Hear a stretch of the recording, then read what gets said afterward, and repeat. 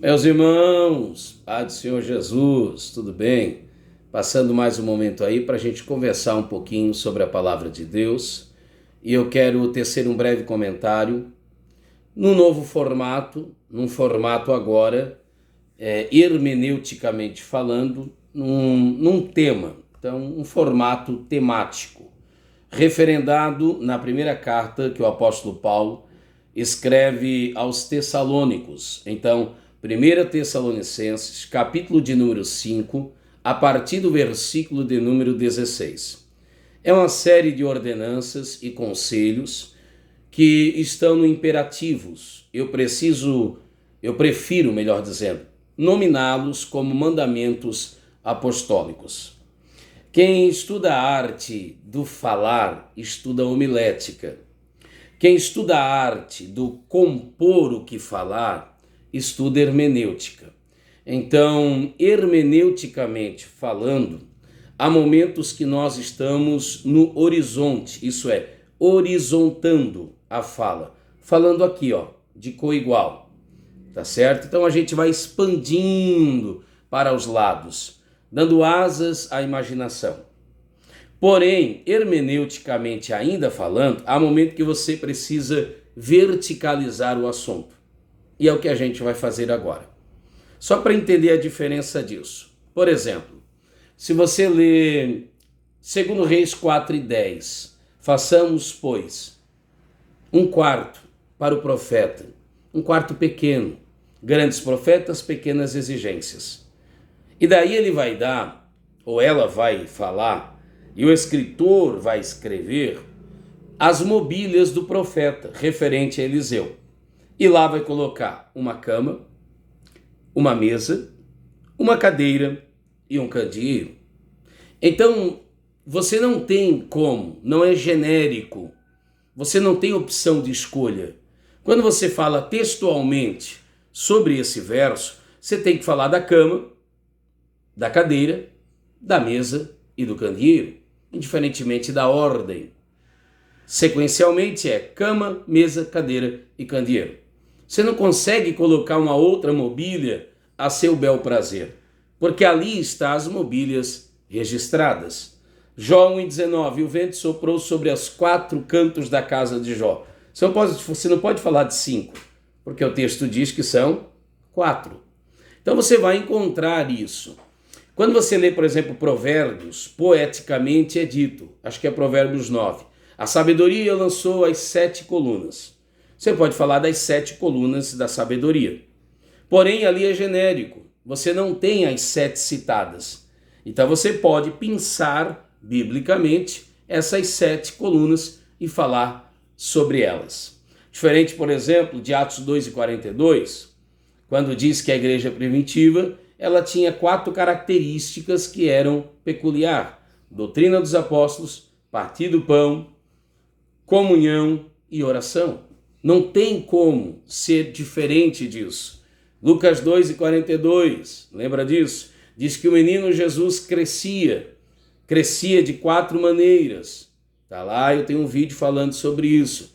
Ele crescia em estatura, crescimento físico, em sabedoria, crescimento intelectual, espiritualmente, crescimento espiritual, e diante de Deus e dos homens, crescimento social, homens. Então você não tem como agregar. Ele pode crescer em outras diversas áreas, mas a citação lucana ali são essas 4 áreas, ok? Tudo isso para dizer-lhes que a gente vai pontuar 7 decisões citadas, enganjadas, embutidas nesse texto. Eu não posso falar 6, eu não posso falar 8. Não serão apenas 7 decisões que você terá de tomar na sua vida. São muitas decisões. Eu estou aqui porque eu decidi aqui estar. Você está aí me ouvindo e isso é uma decisão. Na verdade, até quem não decidiu, decidiu. Decidiu ser indeciso. Então, assim, tudo é uma questão de escolhas. São questões decisivas. Vós escolheis a quem servis. Nesse texto aqui, eu tenho 7 decisões pontuadas e eu vou citá-las porque no texto está enganjada essas 7 decisões. Se você falar aqui, literariamente, a forma ou formato de escrita que caracteriza o autor, livro do Gênesis, que eu acredito ser de autoria mosaica. Eu sei que há uma considerável gama de teólogos que não atribuem a Moisés a escrita do Gênesis. Eu atribuo, sinceramente, porque também entendo que há uma considerável gama, talvez um pouco até maior, de teólogos mais conservadores que são de atribuição mosaica, ok? Então, isso é um pensar pessoal que eu não vou ter tempo aqui para falar sobre. Mas, considerando que Moisés seja o escritor de Gênesis, partindo desse pressuposto, dessa pré-ideia, então você vai pegar Gênesis capítulo 1. O escritor ali que pensa ser Moisés, ele vai dizer, Deus criou. Criou Deus os céus, criou Deus a terra, e disse Deus haja luz, criou. Somente citações. Capítulo 2, aí ele começa a trabalhar como foi essa escrita. É preciso entender que nos manuscritos antigos, você não tinha capa, você não tinha folha-rosto, você não tinha sumário. Então, o capítulo 1 de Gênesis é uma espécie de sumário, introdutoriamente. E a partir do capítulo de número 2, então começa a desenvolver-se, ok? A narrativa descritiva, a prédica, o livro, enfim, como você preferir, ok? Então, vamos lá. Há momentos que a gente vai aqui, horizontes. Enfim, você vai falando aqui no horizonte. Há momento que você verticaliza. O que é verticalizar? Eu citaria aqui, já falei 7 minutos, meu Deus, na introdução. Eu falaria aqui 7 decisões. Se você quiser posteriormente, você pode pegar cada uma dessas decisões e você verticalizar. Isso é, você aprofundar o assunto em cada uma dessas decisões. Entendeu? Tudo isso só para dizer-lhes isso. Lembrando que é a carta que o apóstolo Paulo escreve aos Tessalônicos. A igreja de Tessalonicenses, você lembra, é uma igreja de cultura eivada pelo helenismo. Isso é, uma igreja que tem muita influência gregoriana, muita influência filosófica dos gregos. E os gregos filosofavam. E às vezes ficavam muito no campo das ideias e por considerarem muitos fatores, pensavam demais e às vezes agiam pouco. Então Paulo está citando, pontuando e dizendo, você precisa decidir-se. E vai pontuando, ok? Ele não vai verticalizar, ele não vai explicar minuciosamente o motivo, a razão, como fazer, por que fazer, o que de fato é feito ou deixado de ser feito. Ele não vai fazer isso.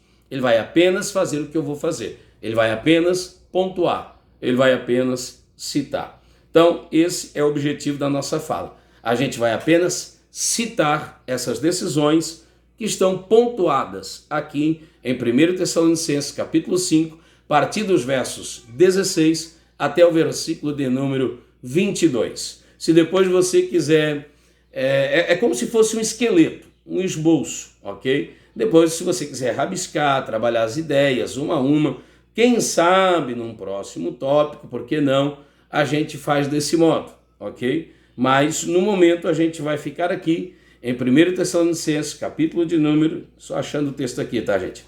1 Tessalonicenses, capítulo de número 5, a partir do versículo de número 16, momentaneamente, a gente vai ficar aqui apenas citando essas decisões. Vamos lá então. Primeira decisão. Lembrando que tudo é uma questão de escolha. Há decisões que são mínimas, negociáveis, há outras que são intransferíveis. Vida feliz ou infeliz. Salvação ou perdição eterna. Tudo passa por uma questão de escolhas.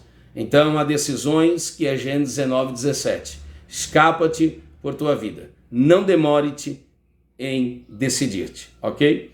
Primeira decisão, 1 Tessalonicenses capítulo 5, verso 16. Regozijai-vos. Quando? Sempre. Ponto. Você precisa decidir-se ser feliz, ser alegre, regozijar-se, fazer a leitura correta das circunstâncias, dos levantes e até mesmo das intempéries. A vida, ela é muito curta para você perder tempo com coisas de somenos, com aborrecimentos, com coisas que não te acrescerão em nada. Então a gente precisa fazer uma leitura de que a gente vive num mundo caído, sem Deus. Então, regozijar-se, alegrar-se, é uma decisão. Você precisa decidir. Eu decidi ser feliz. Eu não dou direito a quem quer que seja de entristecer meu coração. Eu não dou direito a quem quer que seja de magoar-me. A pessoa tem o direito de falar e pensar o que ela bem desejar. E eu tenho o direito, porque assim o fiz, como uma decisão pessoal, de não aborrecer-me com isso. Aquilo que eu julgo ser apto, digno de ser considerado, avaliado, e por que não dizer? Até mesmo eu mudar algumas atitudes, algum modo de pensar, né? As estações são mutáveis, eu sou mutável, adequar-me a isso. E aquilo que eu acho que não soma em nada, eu não sou colecionador de bugigangas, eu não sou galho de cachoeira, que vou me engalhando por onde quer que passo. Eu preciso desvencilhar-me, a fim de que eu possa correr a carreira da fé. Então, eu não sei você, mas eu decidi ser feliz, regozijar-me. E Paulo diz que é possível até mesmo nas tribulações, Jesus diz que até mesmo nas perseguições. Ok? Não esqueça-se, a alegria é um fruto do Espírito. E a alegria do Senhor é a nossa força. Quanto mais eu me alegro, mais forte eu torno-me. Quanto mais eu aborreço-me e entristeço-me, mais fraco eu me torno. Você imagina se eu não fizer essa decisão e não fazer uma filtragem. Imagina se eu não filtrar. Eu vou paralisar a todo momento. Imagina se eu paralisar ao primeiro levante, a primeira crítica. Quando a crítica é efetuada, eu vou analisar. Me faz crescer? Me faz melhorar? Tem coerência? Tem nexo? Faz sentido? Me fará melhor? Então eu vou levar adiante. Não faz nada disso? Vou desconsiderar, vou descartar. Alegrar-se, regozijar-se é uma decisão. Como eu disse a vós outros, eu não vou verticalizar o assunto. É horizontando, ok? É só um pensar. Segunda decisão, verso 17, está aí na sua Bíblia. A decisão de orar mais. Quando diz, orai sem cessar. Orai incessantemente. Quanto mais eu oro, menos eu peco. Quanto mais eu oro, mais eu alegro-me. Quanto mais eu oro, mais eu aproximo-me de Deus. Quanto mais eu oro, mais próximo de Deus, dos seus propósitos, afasto-me do mal. Quanto mais eu oro, menos brechas o inimigo encontra na minha vida. Então eu preciso orar. Orar incessantemente. D.L. Moody dizia, se não tens vontade de orar, ore até que a vontade venha. Um dia perguntaram a um célebre pregador, quantas horas você ora por dia? E ele disse, tem dias que eu não oro nem 5 minutos. Sério? Ele disse, sério. Porém, disse ele, não há um dia que eu fique 5 minutos sem orar. Então quem é sábio entenda. Vou repetir. Tem dias, disse ele, que eu não oro 5 minutos. Ele estava dizendo que no corre-corre, às vezes ele não tem tempo de dobrar os joelhos por 5 minutos. Mas nem um dia sequer, disse ele, passa 5 minutos sem orar.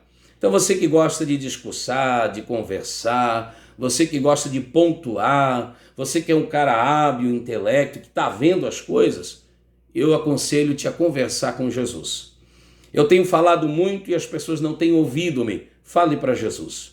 Acredite, qualquer pessoa que ouça o que você disser não terá a compreensão que Jesus tem. Qualquer pessoa que ouvir o que você disser não terá condições de fazer com que você diz o que Jesus tem a capacidade de fazer. Então orai sem cessar. Menos discussão, mais oração. Menos conversinha, mais conversão. Tá certo? Terceira decisão, ser agradecido, ser grato.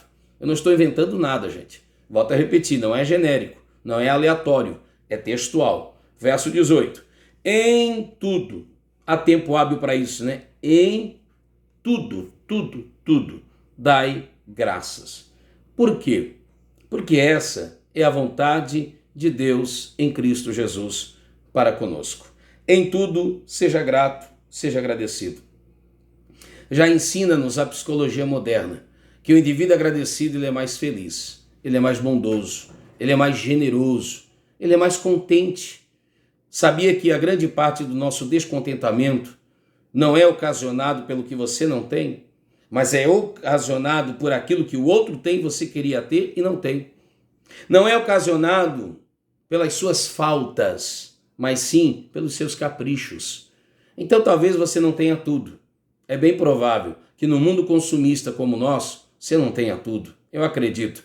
Mas também acredito que em Deus você tem o suficiente, você tem o bastante para viver e viver bem, para ser feliz. Não sei quantos anos você tem. Pareço mais, mas tenho 40 anos de idade. Eu estou na categoria de uma pessoa pobre, porém bem resolvido e feliz em Deus. E ainda sendo pobre como sou, um trabalhador, mas pobre. Ainda sendo pobre como sou, eu tenho coisas que na minha infância eu pensei que jamais teria. Eu levo um estilo de vida hoje, simples, sou pobre, trabalhador e feliz em Deus. Mas eu levo um estilo de vida, eu como coisas, frequento lugares, eu visto e tenho possessões que na minha infância eu pensei que seria impossível. Então acredite, eu tenho muito mais do que de fato preciso para ser feliz. E conheço pessoas que têm 1000 vezes mais do que eu tenho e não têm 1/10 da alegria que eu tenho. Conheço pessoas que têm menos do que tenho e pelo menos aparenta ainda mais feliz e sorridente. Então não é uma questão de ter, é uma questão de ser. Então, seja grato.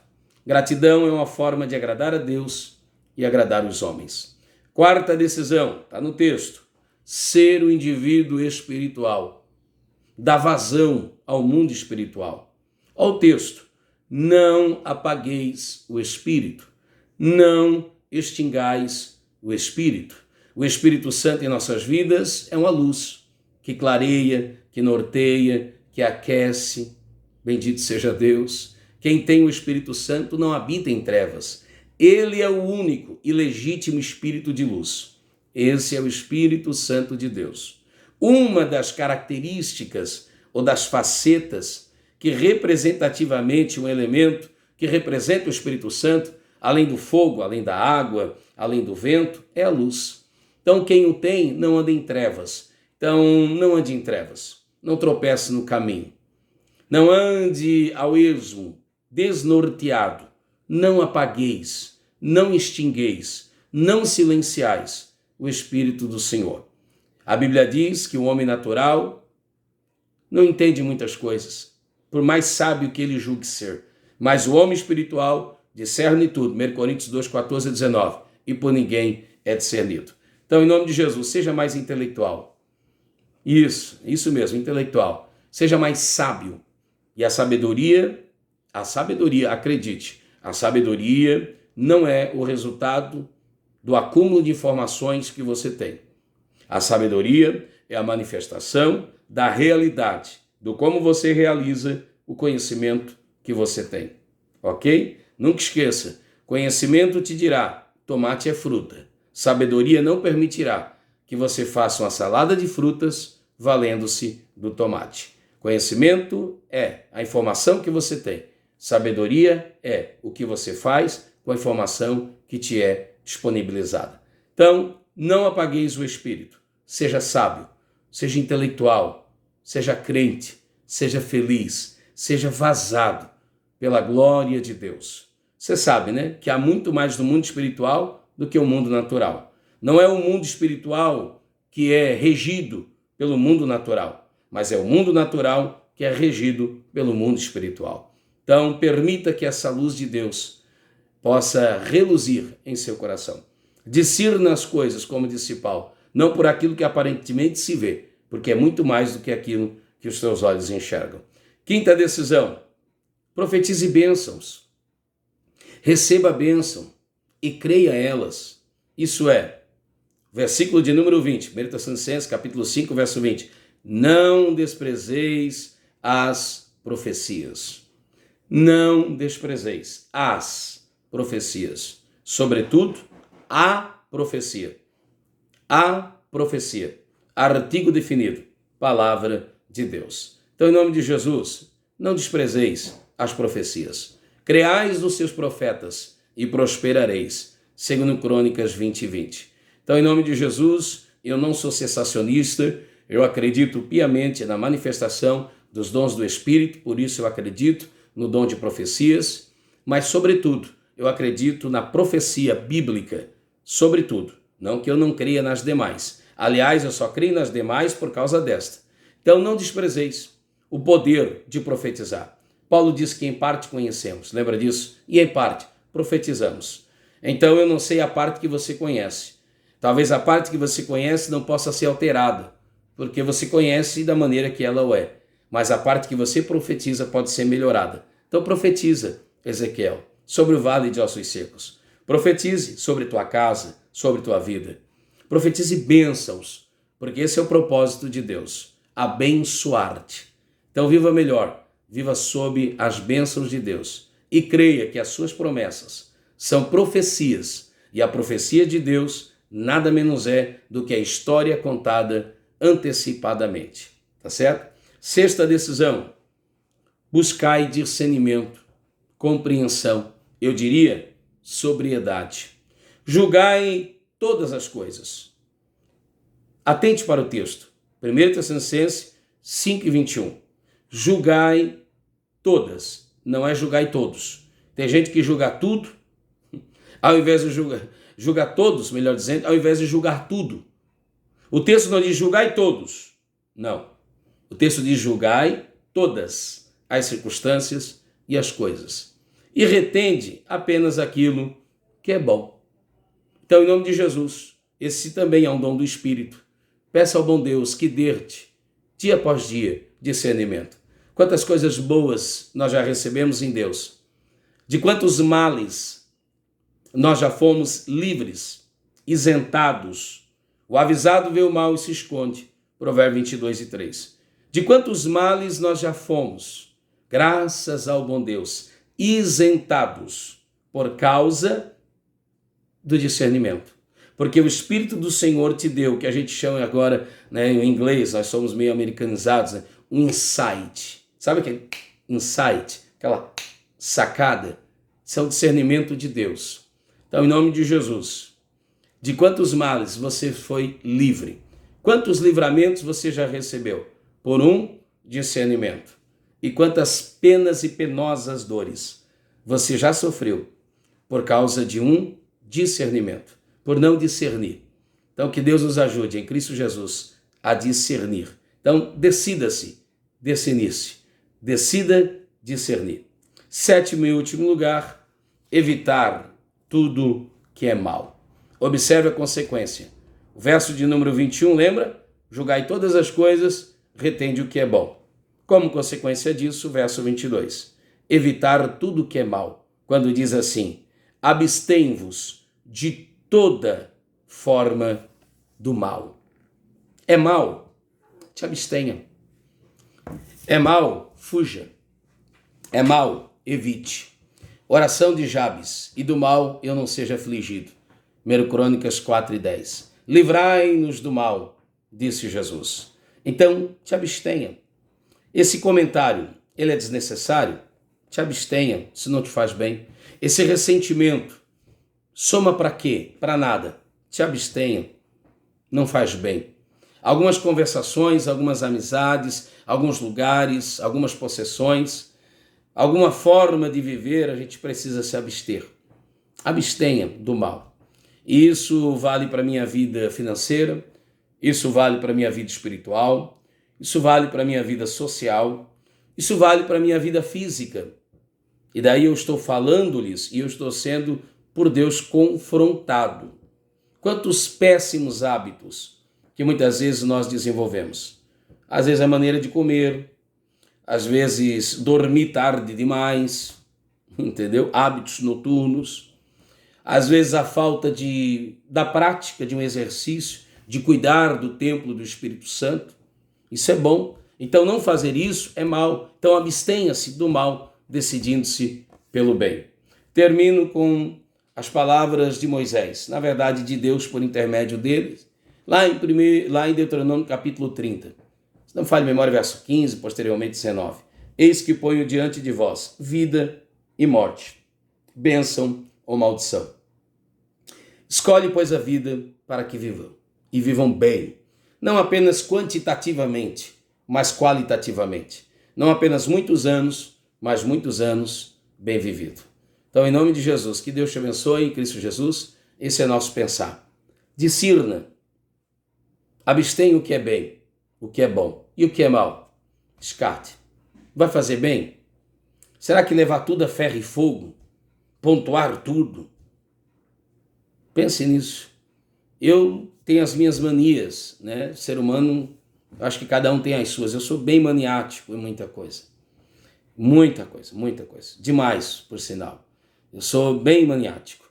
Então, por eu ser assim, eu preciso entender que algumas pessoas não têm esse estilo de vida. E se eu for pontuar, eu gosto assim, então eu vou lá fazer, mas vale fazer do que falar. Você entende isso? Né? Você imagina, se eu querer colocar na minha forma, adequar às pessoas, meu modo de pensar, meu modo de ser, entendeu? Então, em nome de Jesus, viva melhor, viva bem, decida-se por tua vida, decida-se por Deus. São 7 conselhos, estão aqui, você pode pontuar 1 a 1, viva desse modo. A Bíblia, a palavra de Deus, tem o que há de melhor para a nossa existência. Que Deus te abençoe, em nome de Jesus. Amém.